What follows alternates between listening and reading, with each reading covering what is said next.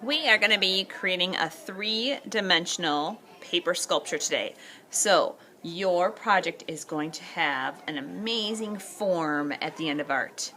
I am starting by gluing one side of this black rectangle, and I'm going to flip it over and I'm going to have it cover or try to cover most of my cardboard.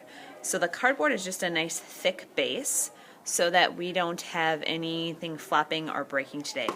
While you are working, your name tag will get glued on. You are going to try to fill this space with paper forms. So from the scrap bin or the scrap box at your table, you're going to need to try to get these papers to pop up. So I'm going to show you a couple of tricks. You can use the smart board to help you out, but I also want you to use your brains. So easiest way to get something to pop up is to make a little tab. I'm going to put a tiny bit of glue on this tab, and then I'm going to glue it onto that base. Voila, just like that, this paper is standing up and is now three-dimensional. It takes up space. So to get a little more complex, you could create a tab on the other side, and you could get that to bend so that there's space going through it. So if I just put a little bit of glue on this tab on the other side, it automatically pops up. You will have to do some cutting on these scraps. So what would happen if I took this flat rectangle, added a little glue, and made it into a loop? It is now 3D. I could, oh, looks like I'm going to have to do my count of 10 trick. So today, if something's not gluing, put the glue on, press and hold for 10. This loop could be glued down, or I could try to get it to stand up. I think I'm going to do this one down. So again, it's not flat. My finger can go inside. It's taking up space. It's popping up. It's 3D. So I've got a tab. I've got a loop. What about a roll? I'm going to cut another long and skinny piece of paper. I'm going to take my pencil and I'm going to roll this around my pencil.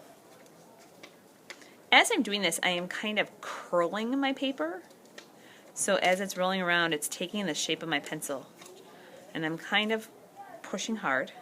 If I take that pencil out, I've got this cool roll.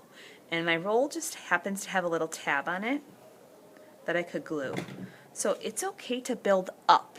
You don't want this super tall though, because they will just flop over. Maybe I'll glue it that way. So I usually tell the kids as tall as your hand. So if I flip this on its side, these things are not taller than my hand. Alright, I've got 3 different ways to make things pop up. What about some more folding? I'm going long and skinny again. And you could accordion fold. That means I am going to fold back and forth. Flip it over, fold it up. Flip it over, fold it up. Flip it over, fold it up. Flip it over. I've ran out of paper, but I've got this cool zigzag accordion fold. We did this kind of fold in first grade when we made spider legs. So as I flip this on its side, I'm really starting to take up space. Nothing's taller than my hand, so I'm doing okay for height. Alright, I have showed you 4. I do want to show you a couple of more. Kind of a combination. If I do a roll, and I want it to stand up tall, I'm going to have to cut some tabs on here. So that means I'm going to take my scissors and I'm just going to do a couple little cuts around one side, and then I can fold these tabs back.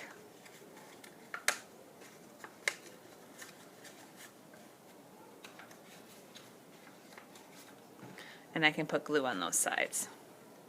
That way I can get this to stand up tall. And again, being patient with the glue and really making sure you're pushing and counting to 10 is going to be super helpful. It's standing up. It's not taller than my hand. All right, last technique I'm going to show you, and then it's going to be up to your brains and maybe looking at the smartboard for a little bit of extra help. I'm going to cut 2 long rectangles. Lucky me, I got 3. And I want them to be different colors to help show this technique. I'm going to glue these 2 rectangles together like an L. And I am going to do some patterns. This brown one is going to come towards me. The yellow one is going to go to the left. And then I'm going to repeat that, but it's kind of opposite. Instead of the brown one coming towards me, it's going to go away from me. Yellow goes to the right. Brown towards me, yellow to the left. Brown away from me, yellow to the right. Back and forth until I run out of paper. I'm going to glue this last piece down, little dot of glue in there. I'm really going to squish this down, and when I let go, I get a pretty cool looking accordion fold with 2 papers. So a little dot of glue on the bottom of that, and I can get that to stand up really nice. So on the smartboard you will see extra ones where maybe I take a piece of paper and I could do a fringe cut, and this fringe cut could go on top of something to make it more 3-dimensional. Maybe it'd be cool on top of there, so I might have to create a tab to glue it on. There are lots of possibilities with cutting and folding. Your goal is to fill this creation with 10, at least 10 pieces of paper with at least 5 different kinds of folds. So I've showed you 1, 2, 3, 4, 5, 6, 7. I am sure you can come up with at least 5 different ones on your own.